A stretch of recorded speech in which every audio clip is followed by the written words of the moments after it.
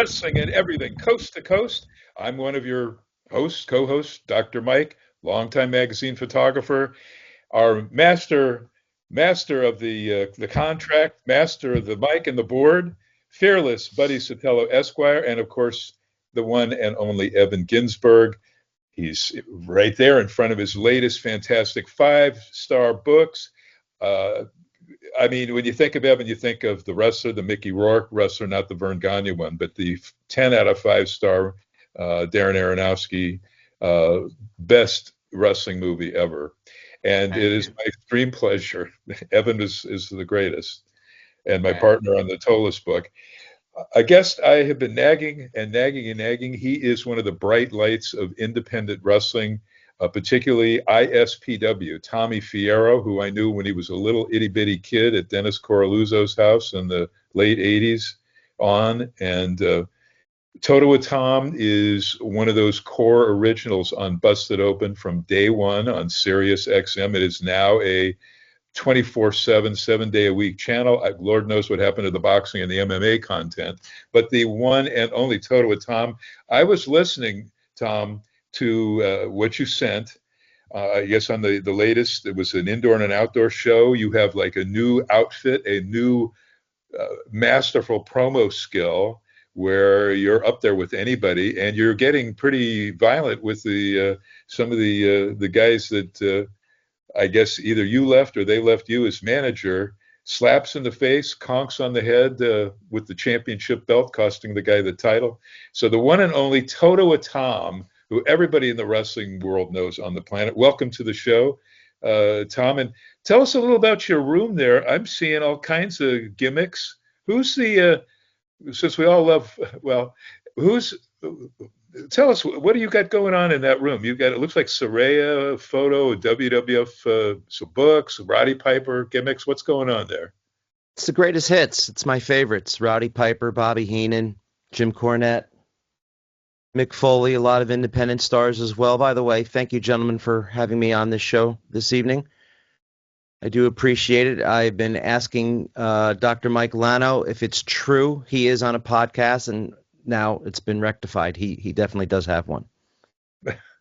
Well, there's two, but you, I forget, in my intro, I forgot to say, for how long have you been doing the weekly TV show covering anything and everything on ISPW, which is, I mean, everybody talks about that promotion. It's Well, fantastic. we just completed episode 64 last week. The first 50 were I was co-hosting with a gentleman out of Minnesota who decided to leave, and over what he claims are nefarious tactics by myself in the wrestling industry. I'm going to be honest with you guys. It's not the same. I felt what we had going on at ISPW Weekly was akin to what everyone loved and enjoyed with Primetime Wrestling with Bobby Heenan and Gorilla Monsoon. We played well off each other. I thought the show had magic. There's no other show in the entire professional wrestling industry like what we're doing at ISPW Weekly. I'll put it up against anything because we are real. We're an extension of ISPW. We have the talent come on. We talk to the talent. We have storylines. At the beginning of our show, it's always previously on ISPW Weekly because there is a storyline that happens on the show as well as what's happening within ISPW, which is run by, as you said, Tommy Fierro. So about a year and a half, 64 episodes. What was that, a year and a half? It was about a year and a half, I'd say. Well, it was an outstanding show. Can you go back? I'll throw it to Russ and Evan, but can people go back and watch prior episodes or start from episode 1 and go all the way through to current? Are they all up there by and large? So if you allow me, I will mention our YouTube channel, which has gone active within the last month. It's ISPW Wrestling. We had an older channel that was not it was actually sold, I believe, to Sergeant Slaughter. He now runs it. He runs it for his own well, actually, I don't see him posting anything on it. Basically, the whole title went over to his YouTube page. So he has it. I don't know what they're doing with it, but Tommy had to start over again. He didn't do much with it. He asked me to help out with it. So now I am starting to put content on there. The answer to your question, no. I haven't figured out how to get the older episodes on there. I have thrown on some new ones. And I just figure any time to pick up and start watching is just good. Yeah, you're not going to get that dynamic between Jumping Jim and myself. That's a shame, but we'll see what happens down the road. You never know in wrestling, right? You Never do a say hell of a never. job. Let me throw to Russ first. Yeah, so I'm always interested in people's origins and how they got started. So why don't you tell us about how you got started in ISPW or just your whole managerial Well, how about his career? family? Because he goes back. I was going to introduce him as someone who really studies it, which is what I respect in the All right, most well, let people. him answer the question. It was All right. my question to How about him. talk about So like how? Well, tell us. Let's look wreck it. How did you start, or how did that you was my discover question. this? I get credit for it. So that's fine. The moment that I remember the most growing up, and I started late watching wrestling. I didn't watch it as a 4 or 5 year old. I was reading comic books. I was into superheroes. I was into Star Wars because Are you Star a Wars came Marvel or out. DC guy? I got to know. Both, but if I had to choose one, it'd be Marvel because it's more. Good Marvel for you. seems to write more outward, and DC writes inward. And I Marvel. have a Marvel collection going back to X-Men number 13. So I'm a hardcore Marvel fan, and I could talk Marvel comics pretty much the rest of the hour if these guys wouldn't Yeah, turn their monitors off and walk away. But I, I'm a hardcore Marvel fan. Marvel always legitimized everything to me. My favorite was Peter Parker, and when I know he was like going in Queens, New York, I know there's a Queens, New York. Even though I liked Batman, I didn't know where Gotham City was.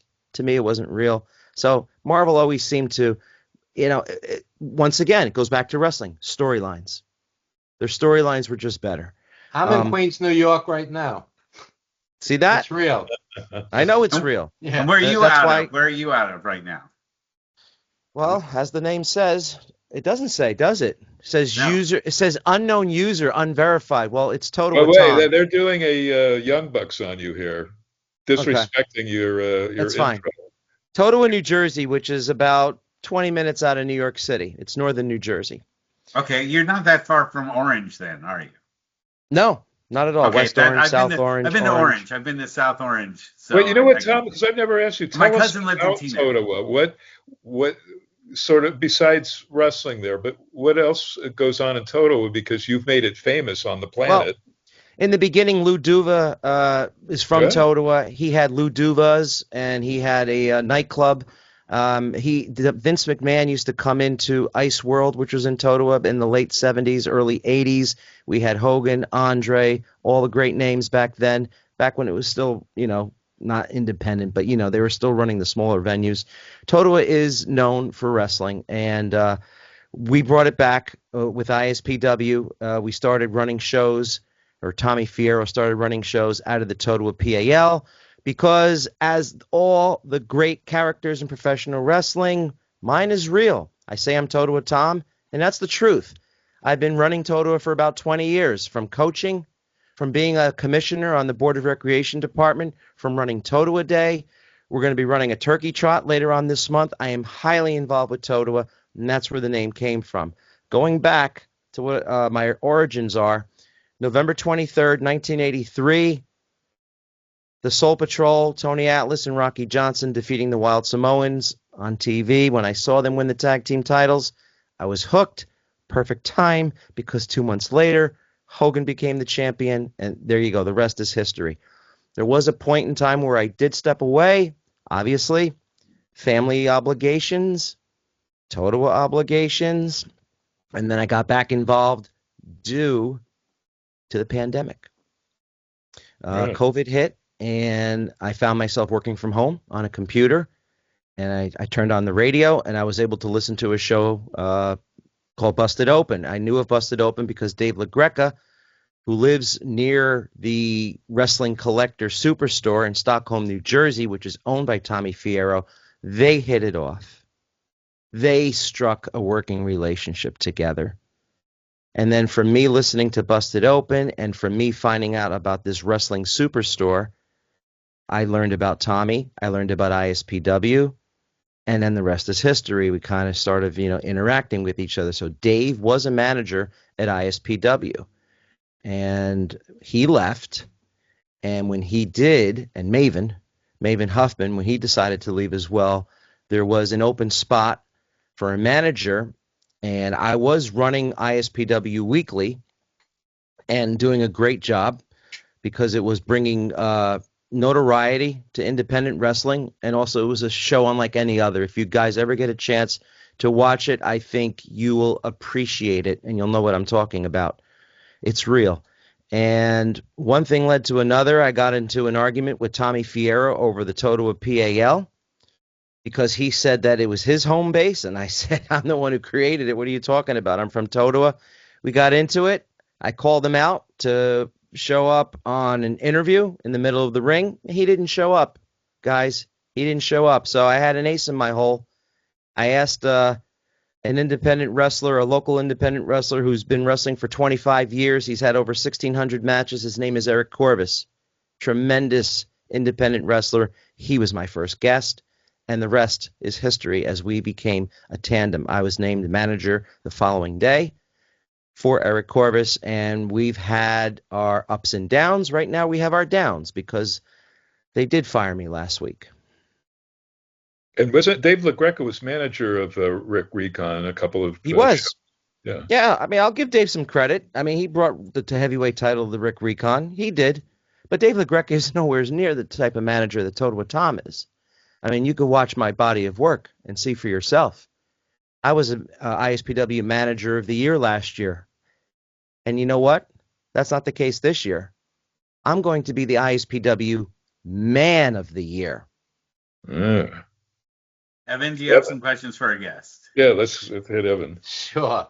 I've been around the Indies forever. I know Tommy. Tommy's a good man. And what does ISPW do right that so many indies do wrong? Because I've been around indies, and you got the 15 matches. It's going 5 hours. The fans are exhausted. You got the ticket sellers. They don't have any gear. And Tommy runs show after show after show that's successful, and he's been doing this for the longest time. What is Tommy and you and ISPW doing right that others are failing miserably at?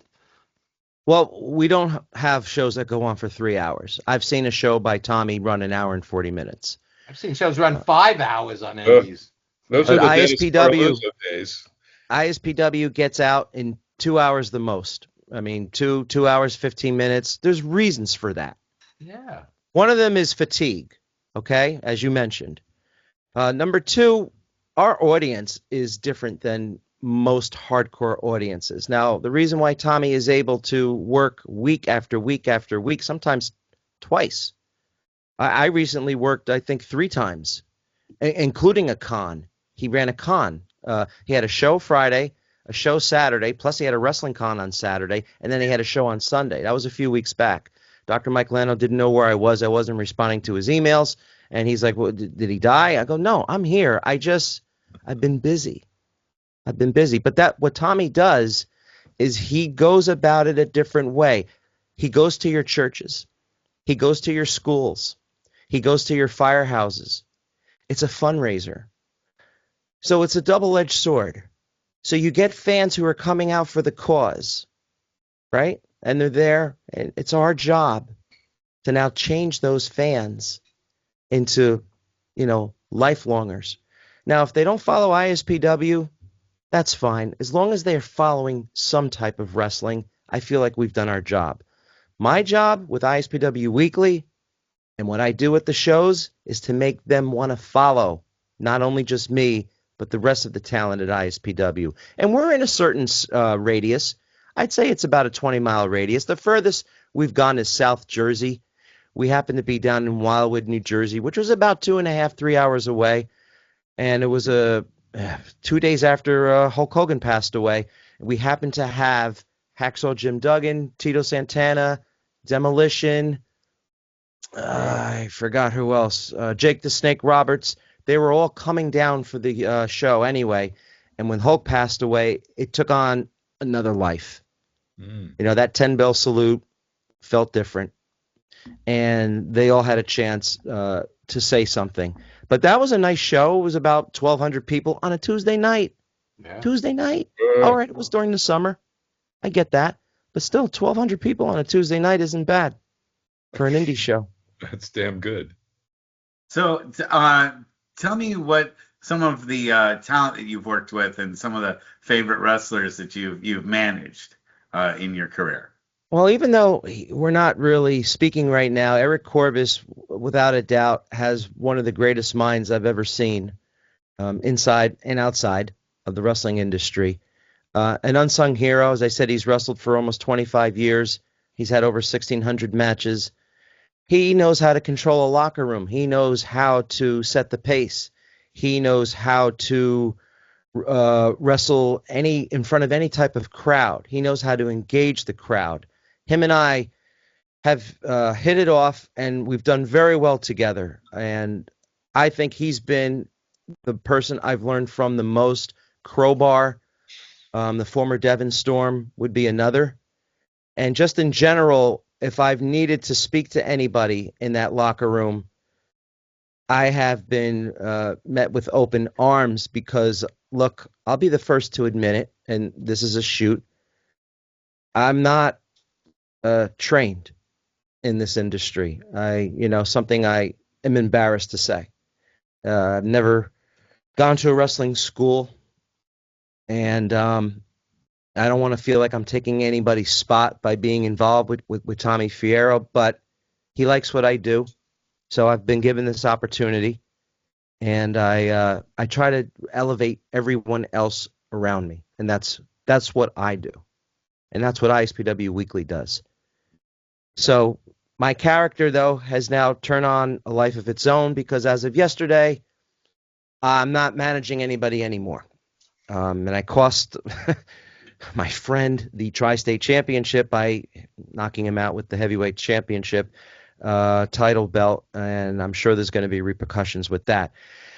But to let you guys know, I'm not without a bag of tricks, and I was in Sussex County, New Jersey for an event called Lunar Fair. I'm not sure on the West Coast if you have Lunar Fairs, but they're very interesting, and let alone it being Halloween, these Lunar Fairs seem to draw the weirdest of the garlic weird. and zucchini festivals. We've got garlic and zucchini. Yeah, tomorrow I'm shooting the Dodger Parade. I think that's an affair. Oh my God! What is a Lunar Why Fair? did you have to bring Well, that the up? Lunar Fair is witches, fairies, witchcraft, monsters, tarot card readers.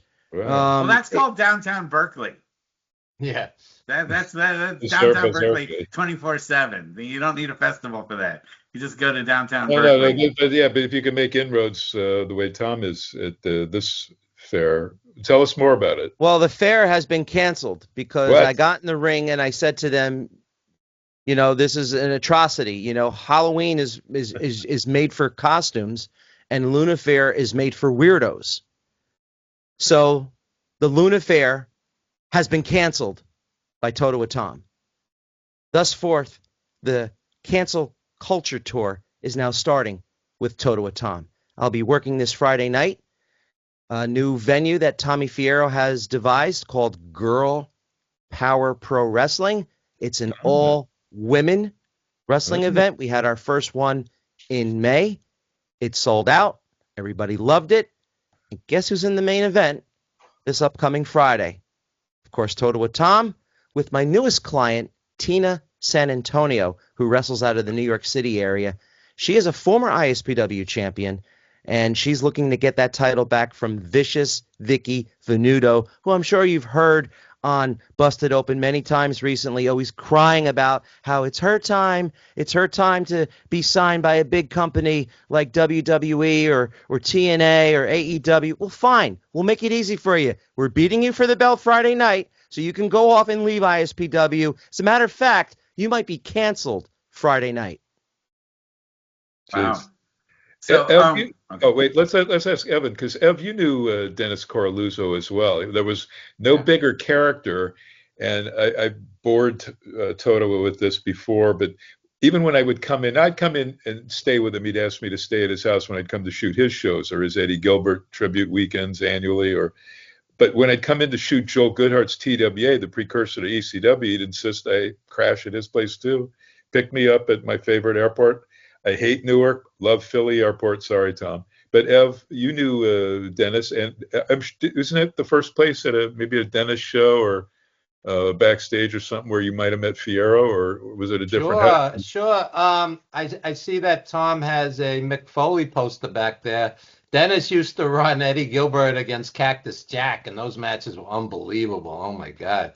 Yeah, those are some of the greatest indie matches I ever saw live. And yeah, Dennis had some special shows, and yeah, Tommy was a kid back then. I mean, so I'm glad that Dennis is spoken of, with love and respect all these years later. And every so often his kid will be online, and we'll reminisce. And yeah, it's nice that indie promoters, they yeah they created stars. I knew Mick Foley when he was sleeping in cars and making $50 a night, and the heights that he reached, and it was guys like Dennis Carluzzo that pushed him early on and helped make it all happen. So I'm glad that Tommy Fierro is continuing this tradition, and especially, oh, here's a question for Tom. Now that WWE is pricing out so many of its fans, do you think it's going to filter down to the indies because they can afford a 20 or 25 or $30 ticket?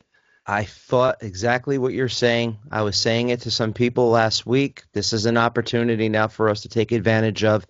We actually have a show coming up November 20th at a venue where we were there a month or two ago, and our tickets were $40 for every seat. They've been slashed to 20. Bruh. So now we're looking in a different direction because we would rather have, and I remember Jim Cornette said this many, many years ago in the late 90s at one of his barbecues that he used to have for Smoky Mountain. He was saying something to the effect like it's better to have more people in attendance, I think, at a lower price than it is to have less people at a higher price. But now, that TKO don't get me said wrong. the exact opposite thing just recently. What's that? I'm sorry? TKO just announced they wanted the exact opposite. Yeah, TKO, who owns WWE and UFC. He said that Vince was too nice to families and was charging too little, and he'd rather have one rich sheep sitting in a entire section all by himself with his arms spread out and his feet on the front chairs, and just to say this is my entire section all by myself, than to have the stands filled with people paying less money. Well, I think there's a problem with that, don't you? It disgusts me to the core of my being. It disgusts me to every because. Well, that's the beauty of the indies. You get a fantastic experience. You get up close and personal, depending on the promotion. You meet the superstars, save ISPW, or go to Tommy's. I mean, he does convention after convention, honoring history. He'll have stars of the 70s, 80s, 90s. And at reasonable prices. So even $40 was a bargain, but 20, they should be packed as usual.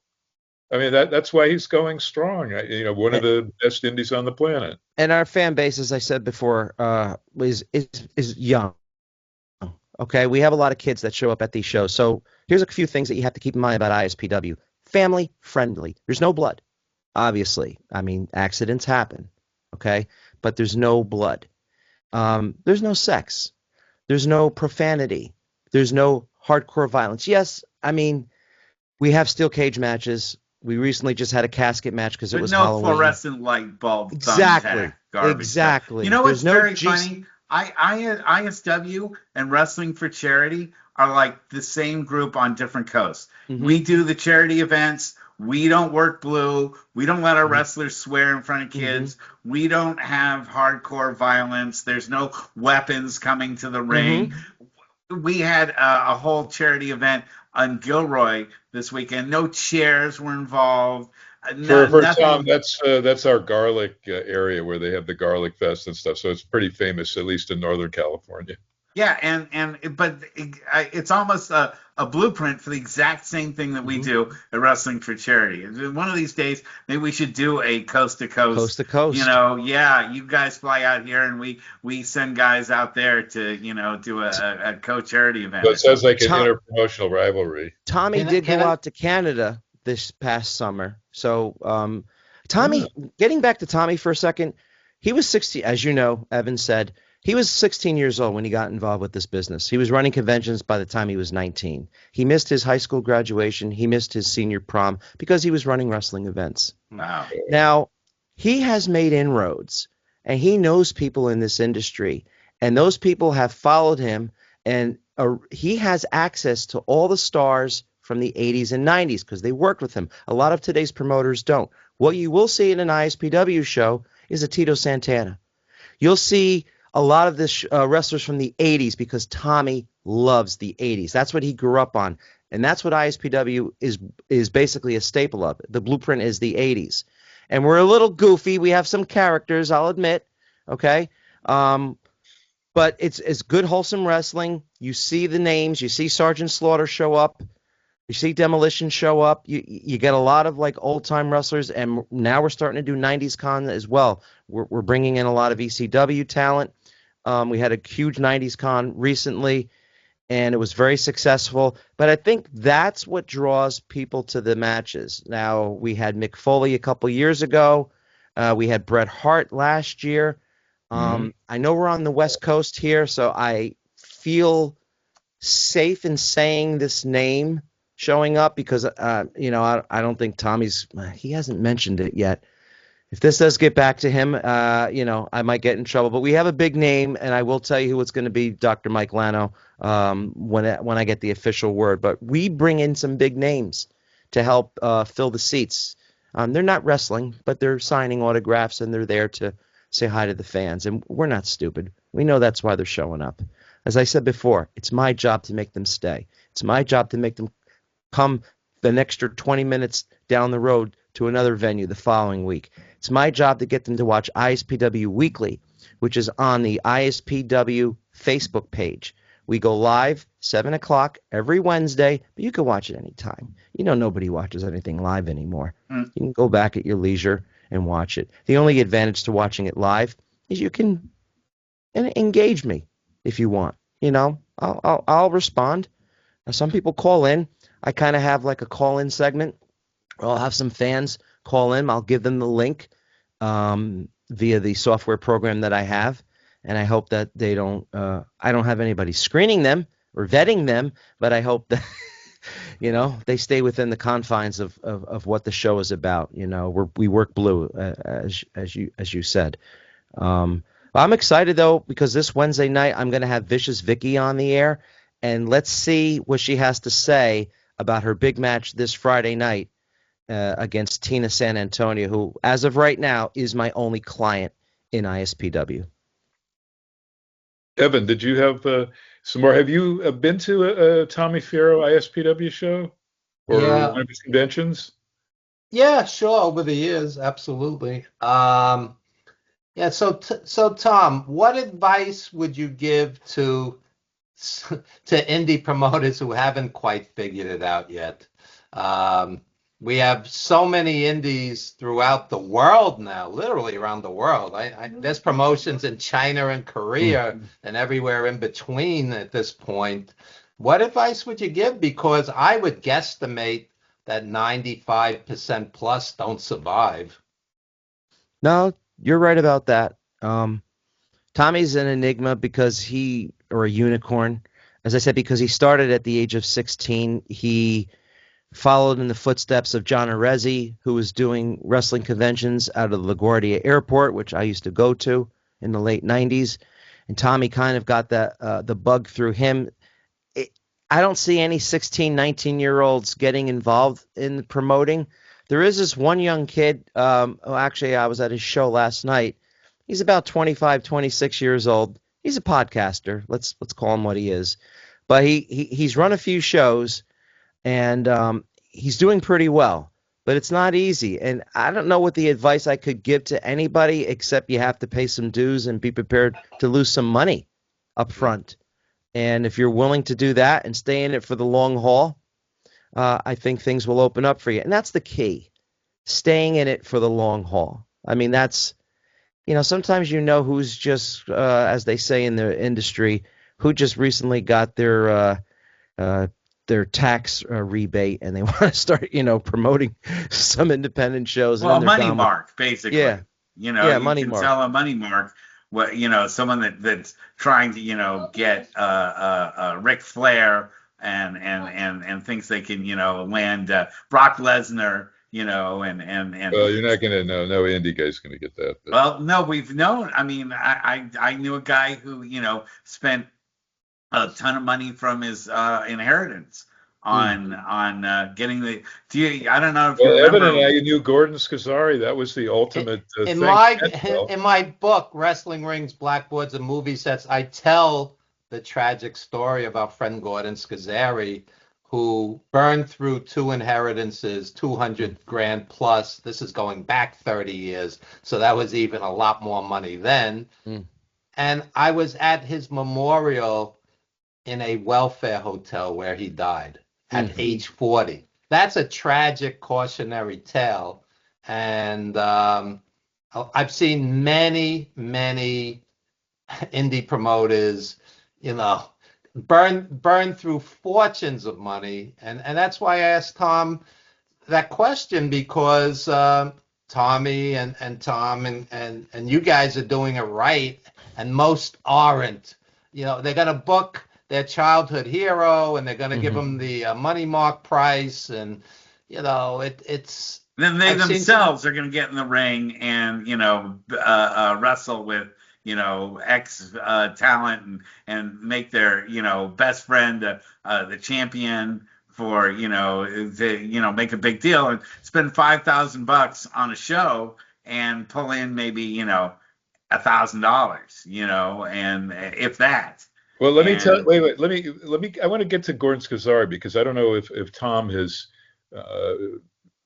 studied this or heard of this. If you remember, he brought me in as a manager. I managed Sheik and Sabu. I don't know if Tom, you've ever seen that, but it's on YouTube. Okay, maybe Asbury Park, New Jersey. That was the Asbury Park show, except he had it in the dead of winter, so there was like snow on the ground and black ice. The attendance, I was surprised we had the people that we had for that thing. And, of course, at that time, the New Jersey State Athletic Commission was tough. They wouldn't let Sheik wrestle. He was supposed to actually be in a tag with Sabu, who was still, scar-free, still young in his career. And actually, Scazzari, well, when Eddie Gilbert didn't show, because Gordon, this is the cautionary tale, he paid most everybody in advance 100%, which you never do. And in Eddie's case, he was married to Medusa at the time. And for whatever, I've talked to her about this, that Eddie claimed that she convinced him to just fax in his booking sheets and not go because he got paid in advance and the plane tickets for the both of them were there. So Eddie never showed up.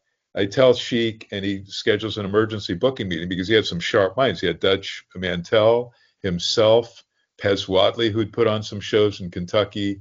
And anyway, we booked, because I was part of that meeting, but we booked the first ever Sabu Candido singles match. This was we're talking, what was, Evan, when was that show? Was it late 91? It was like December 91, the Asbury Park. Yeah, 91, 92, I forget, yeah. Yeah, it was December 91. We do the Asbury Park. I'm assigned to drive Sheik, Sabu, and the Puerto Rican superstars, Savio Vega, who then was TNT, and was it Miguelito Perez Jr.? And I don't know how to drive a rental car on black ice, so we kind of trashed the rental car getting there. Sheik pays. He sees what a fiasco this is. A lot of guys didn't show up that Gordon paid in advance, and offered to take everybody to breakfast. And Sheik picked up the tab, and he looks at me, and I'm going to throw back to Totowa, and he goes, "Tell Meltzer I'm not the cheapskate he keeps writing me about." He picked up a very expensive tab to try to make things right. I mean, I can't say enough good things about Sheik Eddie Farhat, but so Tom, that's a diametric opposite of what you guys are doing at ISPW. One thing I hope they do, your ring announcer multiple times during the show is mentioned ISPW Weekly, the show, to maybe get new viewership and turn some of those people on to become full-time 24/7 ISPW fans. It's like pulling teeth. I ask them all the time. You just got to keep nagging. I mean, it takes 10 seconds to do it. I get it. I wouldn't even mind having like a banner, maybe a table, but cards. Hey, listen, here we are. And then the people who show up at the event won't forget about us, and they can follow. I mean, I do as best as I can. When I go on Facebook and I post what's happening, I'll make sure I post the previous week's venue and then the upcoming venue so that they see what's going on.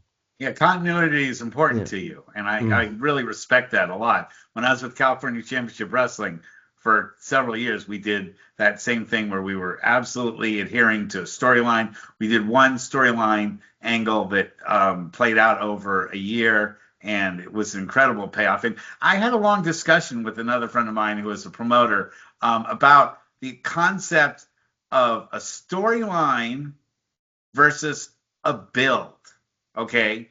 Now, a lot of storylines, especially in modern wrestling, like with the WWE and AEW, they're afraid to build. Right. They want to just, in the same show, introduce a storyline, have it go through, and then finish the storyline before the end of the show. And to me, that's a real problem with wrestling today. Is they're afraid to do. Well, you might call that, Bully Ray Dudley would call that a thread, though. If you have a thread, yeah, it is more of a thread consummating than a storyline or an angle, but it's a thread, and a thread is good to at the beginning, middle, and. But it's got to build into a storyline. If you're too afraid. Well, that's the problem. Look at what we keep saying. Even Greg Gagne says this. They had like one angle a year in the AWA. They had, all squash matches, great promos, and now it's sort of like what killed the reboot of Dallas is a zillion storylines in one show. It's like mind-boggling. It's too hard to keep track of it. And if you're watching wrestling every night of the week, there's way too much content. That's something. What I was getting to is I think it takes courage as a promoter to build a storyline. Because it takes a couple of things. It takes vision, okay, to imagine the storyline, right? But the second thing is it takes commitment. Mm-hmm. And you've got to believe in your talent to be there through the length of that storyline. Mm-hmm. If you're a Fed that churns people out and just has a different frigging card every, month, and it's a vastly different bunch of wrestlers that were on the card the previous month, you can't really build a storyline, can you? That's right. You can't build an audience, period. No, well, you might build an audience, but not if you're using different talent. That's the problem. We had that in the non-APW promotion I won't mention, where they were bringing in name guys, and then they tried not bringing in like 3, 4, 5 name retired ex-WWE guys or WCW guys, and they didn't draw a shit. Yeah. I think what you need to do is build your talent, like a Rick Recon or Mr. Clean, who I noticed uses the old 60s, but I guess it's updated, Mr. Clean TV ad music as his intro, Tom. Well, it's very hard on the independent level to do what you're saying, because you do have a lot of wrestlers who are booked elsewhere and even as different characters sometimes. One guy is wrestling, no different back in the in the 70s and 80s when they were wrestling at house shows and they were maybe doing different storylines with the characters. There was no TV back then; it was just a house show. We have no TV. Let's be first. But you have your TV show. Your TV is the link. We have my TV show, and that's where I'm able to drive what I'm doing. Okay, so I have that benefit, and I can help drive others as well. You just need to come on board and let me know what you want to do. That's what the vehicle is for. The ISPW Weekly is to promote the storylines. We have a Hall of Champions. We have the top. You're going to like this because this is right out of PWI. We have a top 3 most popular and most hated. We have to, right? I used to read that as a kid all the time, and I used to gauge that. And we take what the audience says, and we post that every week. And Unfortunately, I've never been a part of it, so that's great, as far as the most hated. But yeah, I feel like I don't need that anyway. To be honest with you, I get booed no matter where I go. Part of the issue with the tag team that I've been associated with is they've wanted to go the as straight as an arrow, but the fans didn't accept it because of me. It's weird. It's like no matter who Bobby Heenan was with, they were booed. You get rid of the manager, they're cheered. I think that's what they were thinking when they fired me last week because they want to be cheered. But getting back to what you're saying about the storylines and the build, I agree with you 1,000%. What I've been able to do with Eric and Rick is build on the storyline. And we have been together for almost a year, and that helps. Now, Tommy doesn't want to run the same people out there all the time, especially when he's running at least once a week. He wants fresh faces. I've seen him say it. I need to, keep, changing, people here and there. I've been the one maybe person, me and a couple other people who have been there the last 2 years, and obviously because I'm contractually obligated to be because I do ISPW weekly. We have a couple other standouts like Shining Star Ray Kalitri, who I have not really seen wrestle anywhere other than ISPW. He has wrestled in Mexico, though. We have a few other homegrown talents, people who started off with Creator Pro and Wrestle Pro. Creator Pro is where MJF came out of, and Max Caster, and a lot of good talents. It's a Joe Buck's promotion that he runs in Long Island. We've had a lot of homegrown people come out of there and seen them gone further, right? They then take that next jump. That's what we like to see, and I'm here just for the ride. I'm no spring chicken. I'm 56 years old, all right? I got into the game late. I'll be the first to admit it. But unlike a lot of others, I've actually done everything I've wanted to do in life as far as providing a family life, okay? I've done that. I've worked in the same shoot job for the last 30 years, okay? So I've done everything I've wanted to do as far as that goes. Now I want to give back to something that's given me so much enjoyment over my 40 years of being a fan, and that's being a part of ISPW. And I do get a kick out of it. And I'll tell you when it hit me. Here's where it hit me. I remember the exact moment. I was a fan at first. I was just showing up to the shows, all right? I was buying my ticket, and I was helping put away the chairs in the ring at the end of the event, and I was just staying around and talking with people. One day, one of the wrestlers said, "Hey, can you come with me and roll out my red carpet?" I go, "Fine, all right, I'll come backstage." It's kind of taboo. I didn't want to go backstage. I'm a fan. Well, I went backstage, and I was behind the curtain, and I'm getting ready to go out there and roll out the red carpet. This was down in South Jersey, in Wildwood, big attendance. So I look over to my right, and I see J.J. Dillon, and he's managing that night. I was like, wow, J.J. Dillon's here. And then I see the heavyweight champion, getting ready to go out, and his name's getting ready to be announced. And I see a photographer. It was George Napolitano, and he's sitting there, and he's taking photos backstage. The fans aren't seeing this.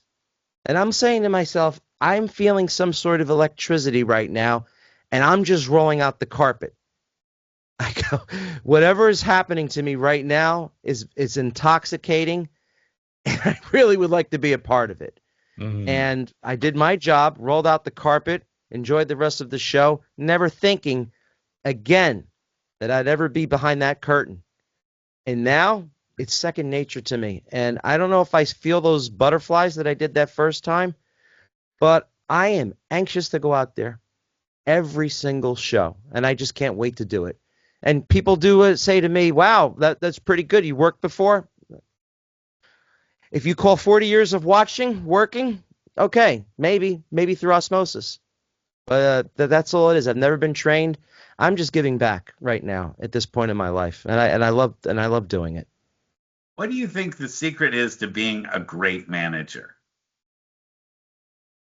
I don't know yet, Mr. Ginsburg, because I haven't been a manager long enough. I keep track of something that I've done because I've heard a lot of the boys in the back when they talk about how many times they've wrestled. Some say this is number 1,200 for me or 500. And I hear some people say, oh, I wish I had kept track. It's too far now for me to go back and do it. So I've kept track, okay?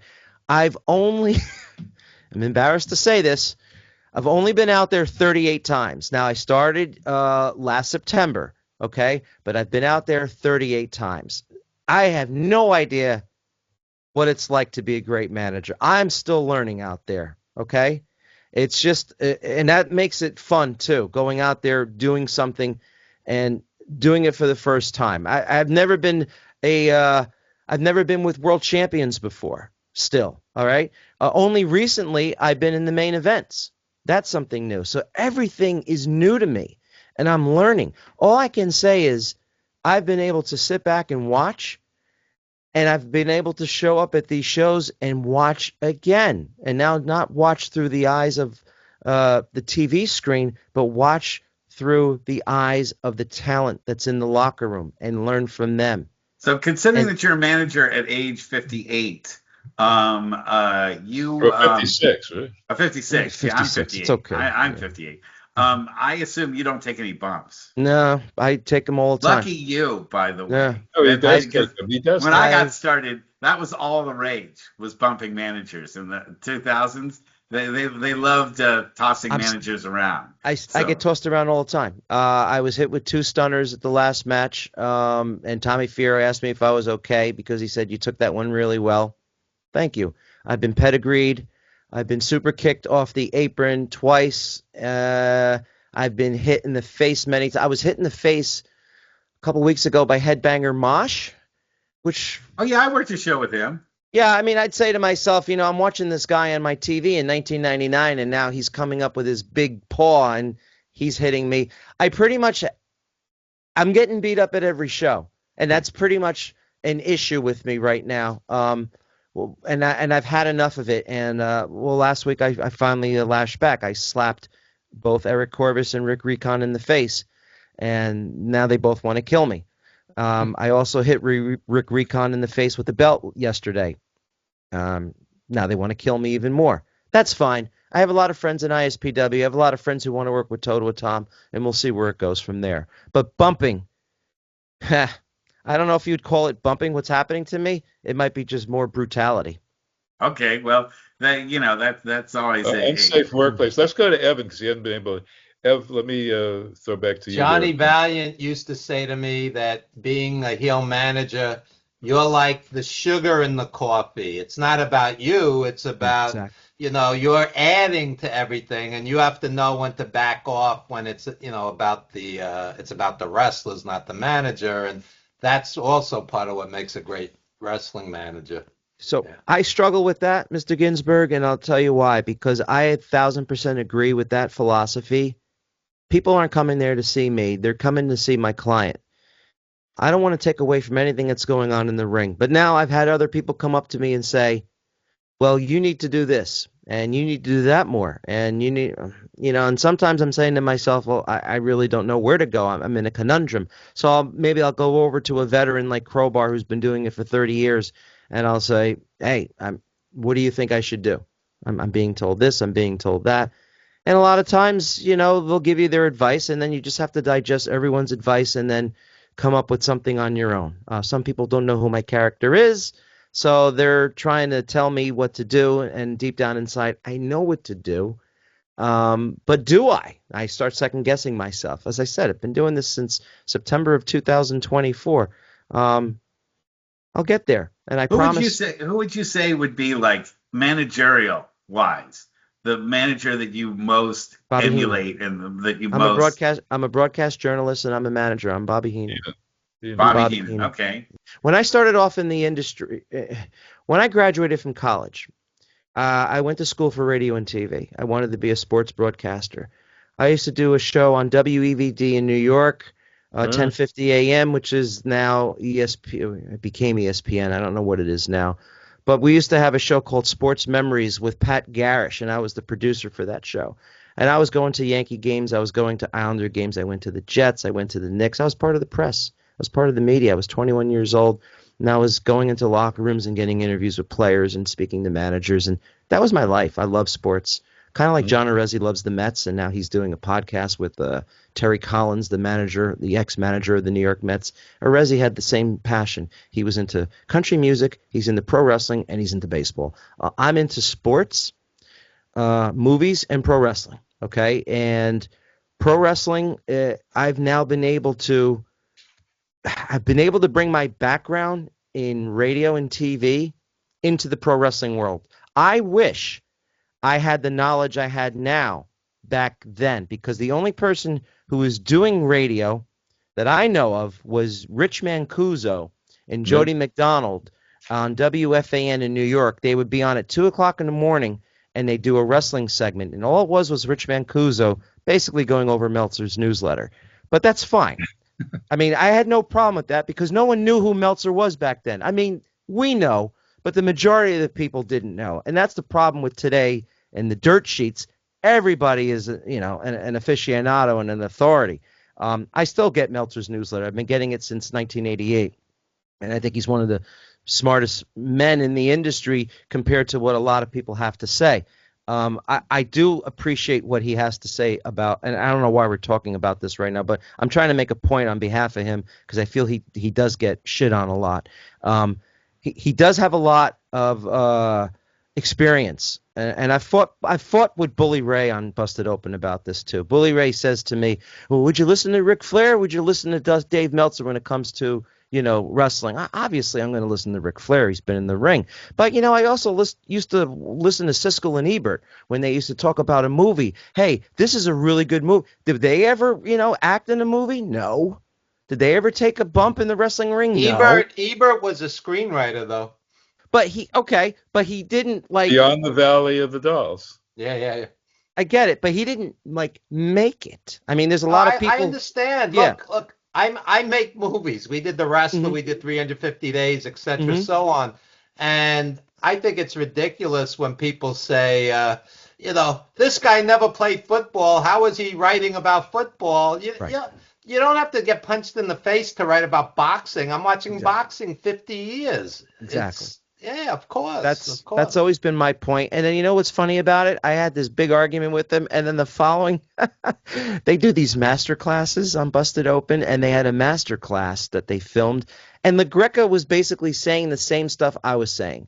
He's like, sometimes, because he's a fan, right? He's never been trained, but he's like me. He's watched the business as a kid, and he has a lot to say about it, and a lot of what he says is right. I really think that I wish I could have been him back in the late 90s, or early 2000s. I took a different path because I had to make a choice between doing the sports industry, which there is no holidays. You work nights. I was working Thanksgiving. I was working Christmas Eve. I was working Christmas Day. There's always sports going on. And if you cover sports on the West Coast, when you're on the East Coast, you're not getting out of work till 2 o'clock in the morning. I made a decision that I wanted to be home. I wanted to start a family. I wanted to get involved with my kids. And I didn't have kids yet at the time. But I made that decision. How old are your kids now? Now they're 29 and 26. So I've done my job. The 29-year-old gets married, in May. And I've done my job with them. So now I'm opening up this door that was kept closed, because I wanted to do what was right. And, a lot of people in this industry, they don't have that. I mean, look, Dave, he's been married 3 times himself. I mean, it's a difficult industry, wrestling, sports. There's a lot of people who don't last. And that's not what I wanted to happen. And the caveat to all this is I got involved with my town. I got involved with my kids. And thus, Totowa Tom was born as a result, because of how much I was interactive with the government of this town, with the youth of this town, with the volunteerism of this town. We do an event every year called Totowa Day, which is just an event where everybody comes, has a good time. I was able to incorporate ISPW into it.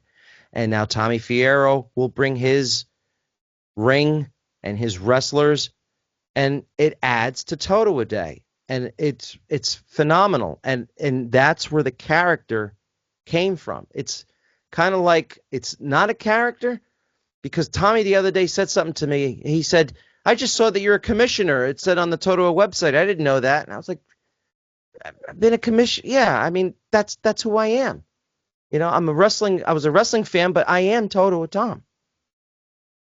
The only other person who probably has as big a name as me in Totowa is Uncle Floyd.